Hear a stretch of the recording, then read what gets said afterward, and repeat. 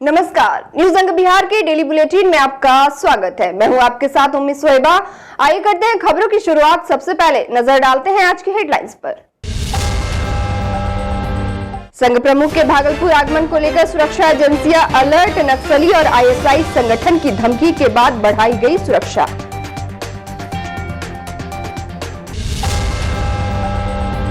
ग्यारह फरवरी को भागलपुर आएंगे मुख्यमंत्री नीतीश कुमार। समाधान यात्रा में बदलाव के बाद अधिकारियों की बड़ी मुश्किलें।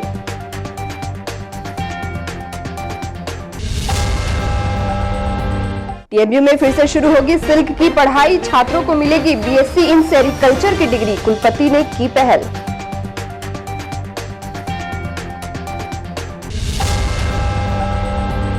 बिना संविदा नवीनीकरण के कर्मियों से लिया जा रहा कार्य। कुलपति बोले खोज रहे हैं सरकार की चिट्ठी।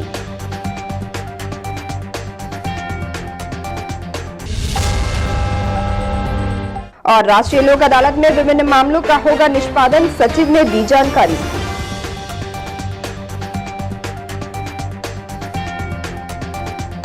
और अब समाचार विस्तार से।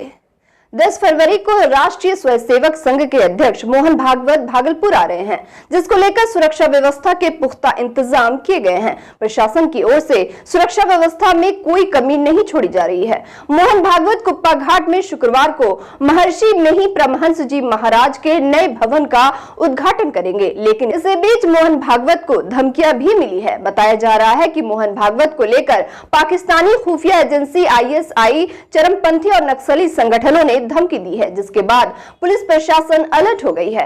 दरअसल भागलपुर के ऐतिहासिक कुप्पा घाट में 10 फरवरी को भव्य लोकार्पण कार्यक्रम का आयोजन किया जा रहा है। इस कार्यक्रम में सौंदर्यीकृत सदगुरु निवास का लोकार्पण किया जाएगा। गौरतलब है कि इस कार्यक्रम के उद्घाटनकर्ता के रूप में आचार्य महर्षि हरिनंद परमहंस जी महाराज रहेंगे। वहीं मुख्य अतिथि के रूप में राष्ट्रीय स्वयंसेवक संघ के संचालक मोहन भागवत होंगे और विशिष्ट अतिथि के रूप में योग गुरु स्वामी रामदेव और आचार्य किशोर कुणाल की उपस्थिति रहेगी। इधर सुरक्षा के मद्देनजर पूरी तैयारी कर ली गई है। आरएसएस प्रमुख मोहन भागवत के Z+ सुरक्षा की टीम भी भागलपुर पहुंच गई है।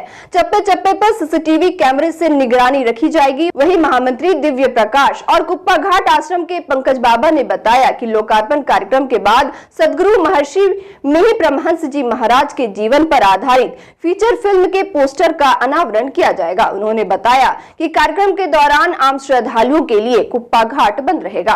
कल कार्यक्रम है, हमारे संत मोहन भागवत से आ रहे हैं और कल आएंगे। 11 बजे से 1 बजे तक कार्यक्रम है। कल गुरु निवास का लोकार्पण करेंगे, उसके बाद गुफा का दर्शन करेंगे, उसके बाद जो एक वृक्षारोपण कार्यक्रम होगा, उसके बाद शिलापाठ देखेंगे और उसके बाद जो है फिर गौ पूजा होगी। उसके बाद फिर महर्षि मेही समाधि मंदिर पर जाएंगे, वहाँ पर प्रणाम करेंगे। उसके बाद महर्षि संत सेवी जी महाराज समाधि पर प्रणाम करेंगे और उसके बाद जो फिर सत्संग हॉल में आएंगे, जहाँ कार्यक्रम होगा और वहाँ पर लगभग 1.5 घंटा कार्यक्रम है और चलेगा। 1 बजे तक कार्यक्रम होगा। हाँ, अब तो बिल्डिंग बहुत अच्छी बन गई है।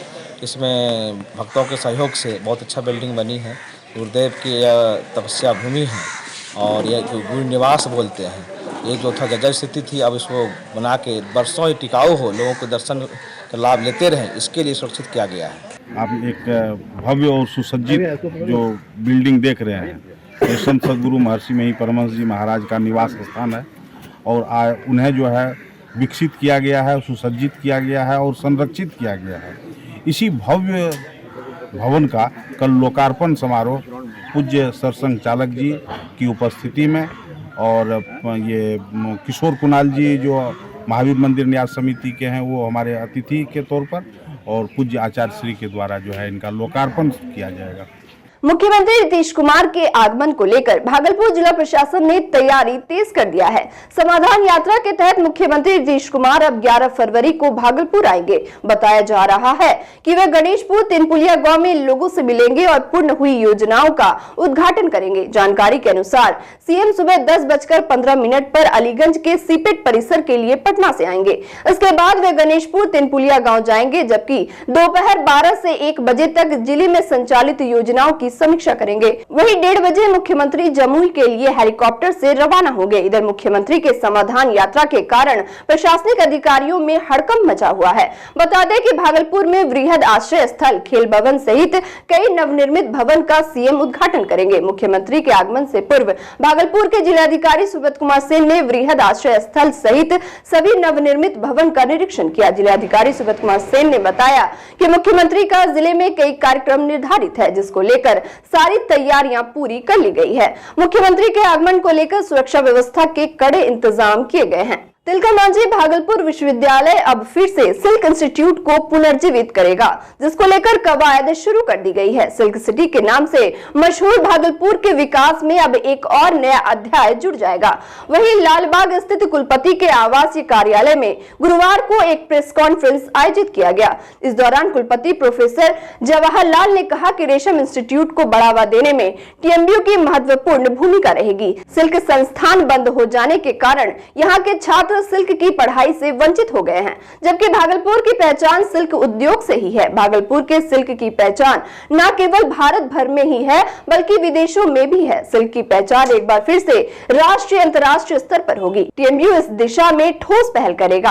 कुलपति ने कहा कि तिलका मांझी भागलपुर विश्वविद्यालय विवेक कोर्स अंतर्गत स्किल डेवलपमेंट के तहत 3 वर्षीय बीएससी की डिग्री देगा। कुलपति ने बताया कि सिल्क की पढ़ाई फिर से शुरू होने पर यहाँ रोजगार के अवसर बढ़ेंगे, साथ ही सिल्क का कारोबार में इजाफा होगा, जबकि सिल्क उत्पाद के निर्यात के माध्यम से विदेशी मुद्रा की भी प्राप्ति होगी, जिससे सरकार को राजस्व की प्राप्ति होगी। उन्होंने बताया कि इस मुहिम को आगे बढ़ाने में स्थानीय जनप्रतिनिधियों, सिल्क व्यापारियों, विशेषज्ञों और समाज के प्रबुद्ध लोगों की मदद ली जाएगी। बता दें कि वर्ष 1929 में भागलपुर में रेशम संस्थान की स्थापना हुई थी, जिसके बाद 1978 में भागलपुर विश्वविद्यालय से डिग्री दी जाने लगी और 1991 में यह संस्था बंद हो गया। मौके पर कुलपति ने टीएमयू में जल्द डिजास्टर मैनेजमेंट की पढ़ाई शुरू करने की बात कही। प्रेस कॉन्फ्रेंस के दौरान रेशम एवं वस्त्र संस्थान के पूर्व प्रभारी प्राचार्य प्रोफेसर सुबोध विश्वकर्मा, टीएमयू के पीआरओ डॉक्टर दीपक कुमार दिनकर समेत कई अधिकारी और कर्मी मौजूद रहे।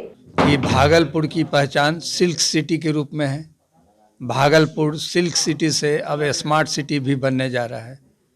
तो यहाँ पर जो रेशम के लिए ऑलरेडी सिल्क इंस्टीट्यूट था, जहाँ पर की पढ़ाई होती थी, और वहाँ पर भागलपुर विश्वविद्यालय जो पुराना में था उसके द्वारा डिग्री दी जाती थी।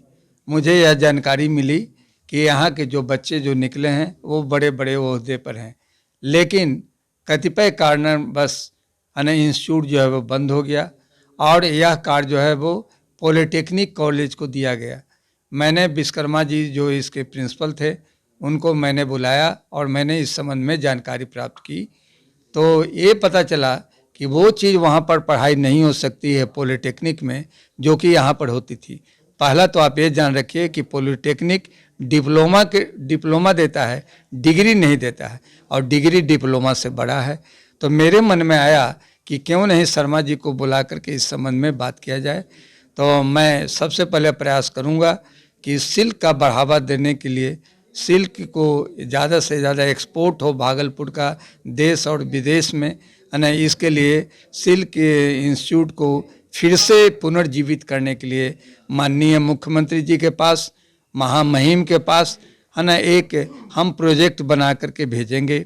अभी जो सिल्क इंडस्ट्री में भागलपुर में क्या समस्याएं हैं उन समस्याओं को दूर करने के लिए मैंने 3-4 department, labour and social welfare, IRPM department, management MBA का डिपार्टमेंट और गांधीयन थॉट्स डिपार्टमेंट, ये 4 डिपार्टमेंट्स के हेड्स को बुलाऊंगा और वहाँ पर जो छात्र छात्राएं जो अध्ययनरत हैं उनको मैं सर्वे करने के लिए भेजूंगा, जिसमें बुनकर का, कामगार का क्या समस्या है उसका स्टडी करेंगे।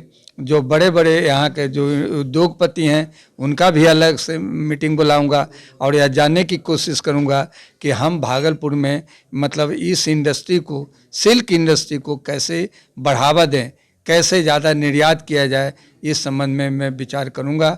और जब तक अगर इंस्टीट्यूट अगर पुनर्जीवित नहीं होती है तो मेरा विश्वविद्यालय को तिलका मांझी भागलपुर विश्वविद्यालय वोकेशनल कोर्सेज के अंतर्गत BVOC bachelor of vocational courses के तहत सिल्क जो है ना, सिल्क की पढ़ाई, सिल्क इंडस्ट्री की पढ़ाई है ना, सिल्क के संबंध में स्किल डेवलपमेंट प्रोग्राम के तहत है ना मैं पठन पाठन प्रारंभ करूंगा, जो कि 3 साल का होगा। और इसके संबंध में सारा ऑर्डिनेंस, रेगुलेशन ये सभी बना करके कौन बच्चे एडमिशन लेंगे, कैसे एडमिशन होगा, ये सभी महामहिम के पास है ना राज्यपाल सचिवालय को भेजूंगा। और बीभोग कार्यक्रम के अंतर्गत फिर से सिल्क के संबंध में पढ़ाई जो है पठन पाठन वोकेशनल कोर्सेज में प्रारंभ कर दी जाएगी। लेकिन दुर्भाग्यवश उद्योग विभाग जो इसको चलाती थी वह इसमें बहुत अधिक रुचि नहीं ली और यह आकर जो है 91 आते आते बंद की कगार पर आ गया। और 91 में ICTA क्या मान्यता नहीं मिलने के कारण ये बंद कर दी गई। बंद कर देने के बाद जो है तो 91 तक जो एडमिशन थे तो 96 तक के लड़कों को तिलका मांझी भागलपुर विश्वविद्यालय से डिग्री मिली।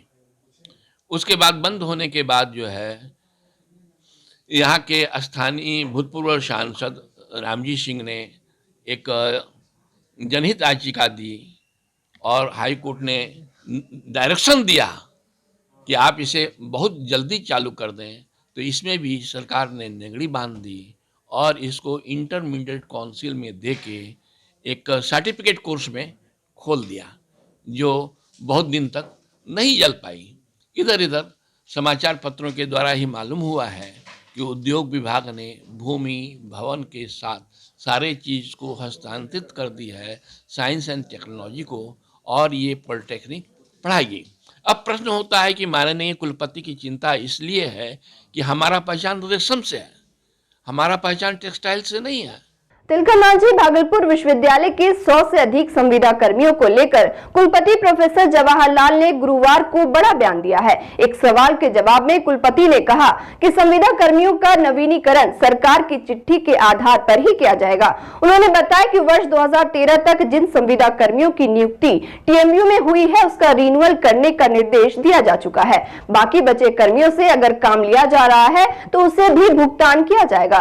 कुलपति ने कहा कि तिलका मांझी भागलपुर विश्वविद्यालय के संविदा कर्मियों को लेकर हाई कोर्ट से क्या आदेश आया इसकी जानकारी उन्हें नहीं है। बता दें कि TMU के 125 कर्मियों की संविदा 25 नवंबर को ही समाप्त हो चुकी है, लेकिन 2 माह से ज्यादा का समय बीत जाने के बाद भी इन कर्मियों का संविदा नवीनीकरण नहीं किया गया है। इसके बावजूद कर्मियों से काम लिया जा रहा है। देखिए ऐसा है ना कि काम तो मुझे लेना है।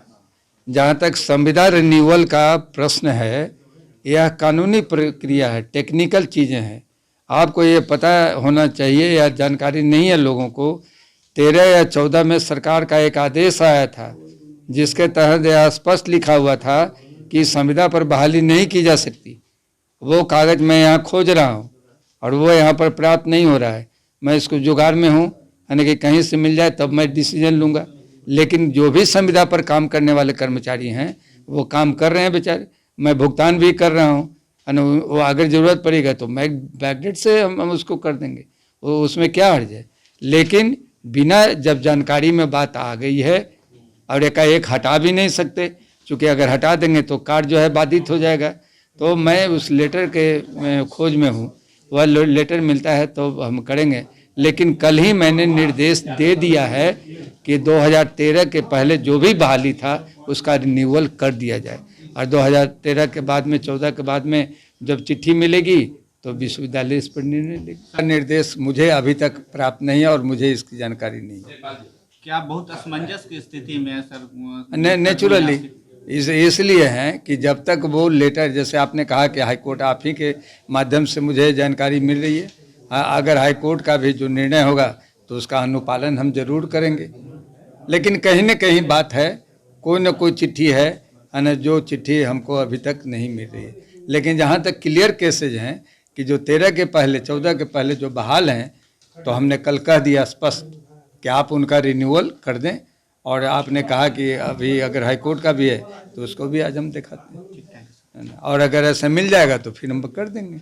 राष्ट्रीय विधिक सेवा प्राधिकार के निर्देश पर 11 फरवरी को भागलपुर व्यवहार न्यायालय परिसर में होने वाले राष्ट्रीय लोक अदालत की तैयारी को लेकर गुरुवार को जिला विधिक सेवा प्राधिकार कार्यालय में प्रेस वार्ता का आयोजन किया गया। प्रेस वार्ता के दौरान जिला विधिक सेवा प्राधिकार के सचिव अपर जिला न्यायाधीश लोक सूचना पदाधिकारी ज्योति कुमारी ने बताया कि लोक अदालत की तैयारी पूरी कर ली गई है, जिसमें भागलपुर में 17 बेंच, नौगछिया में 7 बेंच और कहलगांव में 2 बेंच बनाए गए हैं। गौरतलब है कि ये अभी तक का पहला राष्ट्रीय लोक अदालत है जिसमें जिला एवं सत्र न्यायाधीश, जिलाधिकारी एवं वरीय पुलिस अधीक्षक संयुक्त रूप से कार्यक्रम का विधिवत उद्घाटन करेंगे। साथ ही प्रेस वार्ता में बताया गया कि पिछले वर्ष से ज्यादा केस का निष्पादन इस वर्ष करने की पहल की जा रही है। इसको लेकर सभी विभागों के अधिकारियों से वार्ता हो गई है। साथ ही सुरक्षा के भी पुख्ता इंतजाम किए गए हैं।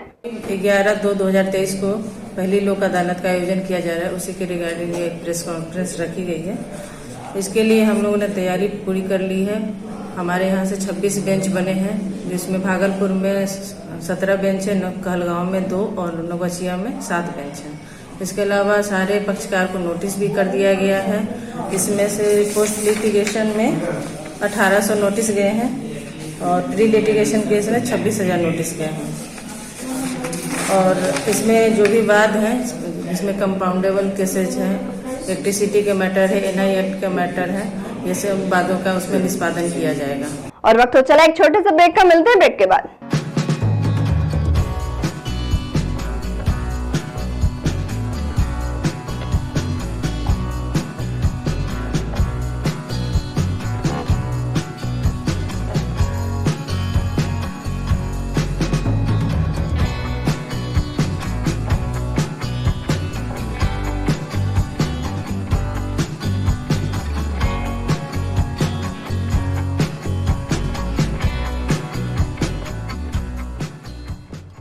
ब्रेक के बाद फिर से आपका स्वागत है। बढ़ते अगली खबर की ओर। भागलपुर तिलकामांझी थाना क्षेत्र के कैंप जेल के समीप कार और मोटरसाइकिल में जबरदस्त टक्कर हो गई। टक्कर के बाद कार में आग लग गई, जबकि मोटरसाइकिल के पड़खच्चे उड़ गए। घटना को लेकर बताया जा रहा है कि गैरेज से ट्रायल के लिए कार मिस्त्री कार लेकर 0 माइल थाना की ओर जा रहा था। इस दौरान तिलकामांझी थाना की ओर से तेज गति से आ रही बुलेट मोटरसाइकिल ने सामने से कार में टक्कर मार दी। टक्कर के बाद कार में आग लग गई और देखते ही देखते कार धू-धू कर जलने लगी। घटना की सूचना पाकर मौके पर पहुंची फायर ब्रिगेड की टीम ने कड़ी मशक्कत के बाद आग पर काबू पाया। हालांकि घटना में कार सवार लोग बाल-बाल बच गए, जबकि मोटरसाइकिल सवार बुरी तरह से जख्मी हो गया। घायल की पहचान पूर्णिया के विशाल पांडे के रूप में हुई है। वह भागलपुर में रहकर इंटर की पढ़ाई करता है। पुलिस ने मोटरसाइकिल सवार को मायगंज अस्पताल में भर्ती कराया, जहां डॉक्टरों के द्वारा उपचार किया जा रहा है। भागलपुर नगर निगम के वार्ड संख्या 4 में शिक्षा व्यवस्था का हाल काफी बदतर है। दरअसल प्राथमिक विद्यालय सूजापुर के साथ अन्य 2 स्कूलों को एक साथ जोड़कर चलाया जा रहा है, वह भी बिल्कुल संसाधन विहीन है। एक ही कमरे में प्राथमिक विद्यालय बाबूटोला के 51 बच्चे, प्राथमिक विद्यालय सूजापुर के 40 बच्चे और प्राथमिक विद्यालय हिंदू अनाथालय के 43 बच्चे को बैठाया जा रहा है। तीनों स्कूलों की 5वीं तक के बच्चों को जैसे तैसे जमीन पर दरी बिछाकर बैठने को मजबूर किया जा रहा है, जिससे बच्चों के साथ साथ शिक्षकों को भी काफी परेशानियों का सामना करना पड़ रहा है। ऐसे में बच्चों के भविष्य के साथ खिलवाड़ किया जा रहा है। प्राथमिक विद्यालय सूजापुर के प्रभारी श्रवण कुमार बताते हैं कि अगर संसाधन सही से मिले तो बच्चों को पढ़ाने में कोई समस्या नहीं होगी। उन्होंने कहा कि विभाग को कई बार इसकी जानकारी दी गई है, लेकिन कोई संज्ञान नहीं लिया जाता है। यहाँ पे 3 रूम है और 3 विद्यालय को यहाँ शिफ्ट कर दिया गया है, जिसमें कि 1 से 5 का 3 विद्यालय है। प्राइमरी स्कूल कौन कौन सा विद्यालय है? सबसे पहले प्राथमिक विद्यालय सुजापुर है, उसमें 2 विद्यालय प्राथमिक विद्यालय हिंदू अनाथालय और प्राथमिक विद्यालय बाबूटोला को यहाँ पे टैग करके शिफ्ट किया गया है। तो क्या परेशानी आ रही है? एक रूम है, क्लास 1 से 5 तक का बच्चा को बैठा के पढ़ाना बहुत मुश्किल हो जाता है। मेन तो बच्चे सब का ही परेशानी हो जाता है बैठाने में, पढ़ाने में। मेन है पढ़ाने में उस सब का सिलेबस सही से कंप्लीट नहीं हो पाता है। किस बच्चे को कितना पढ़ाए, कब पढ़ाए, क्या पढ़ाए। शिक्षक तो यहाँ पे सब विद्यालय में 2-2 प्रेजेंट है। शिक्षक छात्र अनुपात के अनुसार यहाँ पे शिक्षक मौजूद है। विभाग को इस बारे में संज्ञान में है ही, पहले से ही उनको पता है कि यहाँ पे 3 विद्यालय चल रहा है। आपके स्तर से पत्राचार किया गया? नहीं, मेरे स्तर से नहीं किया गया। नाथनगर थाना क्षेत्र के दुगच्छी पेट्रोल पंप के समीप बालू लदा एक ट्रक अनियंत्रित होकर सड़क किनारे पलट गई।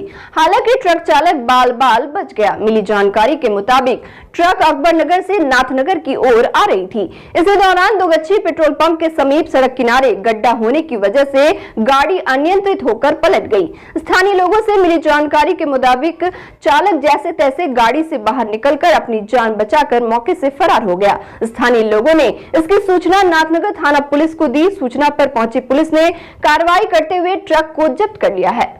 तिलकमांझी भागलपुर विश्वविद्यालय प्रशासन ने पीएचडी एडमिशन टेस्ट यानी पैट परीक्षा के फॉर्म भरने की तिथि बढ़ा दी है। कुलपति प्रोफेसर जवाहरलाल ने बताया कि अब यह फॉर्म 20 फरवरी तक ऑनलाइन भरा जाएगा। वही पैट परीक्षा को लेकर फॉर्म भरने का नया नोटिस भी टीएमयू प्रशासन ने गुरुवार को जारी कर दिया। पैट का जो एडमिशन का निकला है 2023 का, उसके 10 तक अप्लाई करने का डेट था, लेकिन छात्र हित में ना उसको हमने बढ़ा दिया है 20 तारीख तक। 20 तक लड़के छात्र जो है वो अप्लाई कर सकते हैं। 20 फरवरी तक। हाँ, 20 फरवरी तक। और मैं कोशिश करूंगा कि इस महीने के अंत तक ये है एग्जामिनेशन। ग्राम पंचायत प्रवक्ता के आवासीय कार्यालय में मुखिया वीणा देवी की अध्यक्षता में ग्राम सभा का आयोजन किया गया। इस्माइलपुर प्रखंड विकास पदाधिकारी के निर्देश पर ओडीएफ प्लस मॉडल पंचायत की घोषणा को लेकर मुखिया ने पंचायत के लोगों को संबोधित किया। वहीं मुखिया वीणा देवी ने ओडीएफ पंचायत की घोषणा की। इस अवसर पर प्रखंड विकास पदाधिकारी सत्य प्रकाश सिंह, उप मुखिया अजय पासवान, पंचायत और वार्ड के सभी सदस्य के अलावा स्वच्छता पर्यवेक्षक, स्वच्छता कर्मी और ग्रामीण मौजूद रहे। भागलपुर के मुजाहिदपुर थाना के समीप बिजली ऑफिस की चारदीवारी गिरने से इलाके में अफरा तफरी का माहौल बन गया। देखते ही देखते लोगों की भीड़ इकट्ठा हो गई। गौरतलब है कि बिजली ऑफिस के समीप घनी आबादी वाला क्षेत्र होने के कारण लोगों की आवाजाही लगी रहती है और सामने लोहिया पुल पर भी वाहनों का तांता लगा रहता है। वहीं घटना को लेकर स्थानीय लोगों ने बताया कि वह लोग काम कर रहे थे, तभी बिजली ऑफिस की चारदीवारी को अचानक गिरता देखा। हालांकि इस घटना में किसी के हताहत की खबर सामने नहीं आई है। बता दें कि इससे पूर्व में ओवरलोडेड हाईवा ने बिजली ऑफिस की चारदीवारी में टक्कर मार दी थी और आगजनी हुई थी। वहीं दूसरी बार इस तरह की घटना से बिजली ऑफिस के कर्मचारी भयभीत है। अंदर में काम हो रहा था, जेसीबी चल रहा था। हाँ। जो नीचे से कटवाई थी। हाँ। उसी में से कोई घटना, कोई लोग टोटो दबाया है। कहाँ पे घटना हुई है? अच्छा, कब हुई थी? अभी तुरंत हुआ है। दीनदयाल अंत्योदय योजना राष्ट्रीय शहरी आजीविका मिशन के बैनर तले गुरुवार को शिविर लगाया गया। 2 दिवसीय शिविर के पहले दिन भागलपुर नगर निगम कार्यालय परिसर स्थित अशोक सम्राट भवन में वेंडरों को योजना से जोड़ने का काम किया गया। इस दौरान DLNMU के प्रभारी जयप्रकाश यादव और नगर मिशन प्रबंधक अमरेंद्र कुमार ने बताया कि अब तक स्वनिधि से समृद्धि योजना के तहत 2000 से अधिक आवेदन की स्वीकृति हो चुकी है। जिन वेंडरों को 10,000 का लोन मिल गया है उसे PMSB निधि योजना एवं स्वनिधि से समृद्धि योजना के तहत सरकार के विभिन्न सामाजिक योजनाओं से जोड़ा जाना है। निगम क्षेत्रांतर्गत लगभग 1900 वेंडरों को इसमें जोड़ा गया है। कुल सर्वेक्षित वेंडर हमारे पास 5877 हैं। सर्टिफिकेट ऑफ वेंडिंग 5356 को हम लोग कर चुके हैं, जिसको आई कार्ड भी हम लोगों ने उपलब्ध करा दिया है। इसमें जो स्वनिधि से समृद्धि योजना है उसका डिटेल ये है कि PM सुरक्षा बीमा योजना, PM जीवन ज्योति बीमा योजना, PM श्रम योगी मनधन योजना, one nation one ration card, PM Jan Dhan योजना, रजिस्ट्रेशन अंडर BOCW, जननी सुरक्षा योजना और PM मातृ वंदना योजना। इतनी सारी योजनाओं। कितने लोगों ने अप्लाई किया था, अप्रूवल किया हुआ है सर? हाँ, टोटल इसमें जो है हम लोगों के पास 2716 थे, जिसमें हम लोगों ने उसका जो अप्लाइड किया उसने 2054 ने, जिसको सैंक्शन हम लोग अभी तक 2048 लोगों को कर चुके हैं। और आज में चलते चलते फिर से नजर डालते हैं आज की हेडलाइंस पर। संघ प्रमुख के भागलपुर आगमन को लेकर सुरक्षा एजेंसियां अलर्ट। नक्सली और ISI संगठन की धमकी के बाद बढ़ाई गई सुरक्षा।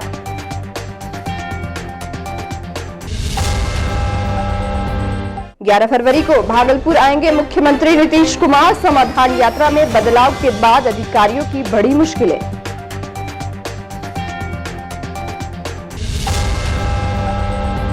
टीएमयू में फिर से शुरू होगी सिल्क की पढ़ाई, छात्रों को मिलेगी बीएससी इन सेरिकल्चर की डिग्री, कुलपति ने की पहल।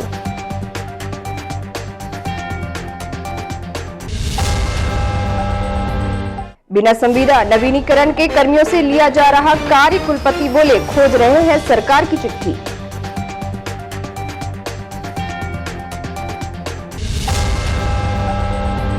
और राष्ट्रीय लोक अदालत में विभिन्न मामलों का होगा निष्पादन, सचिव ने दी जानकारी।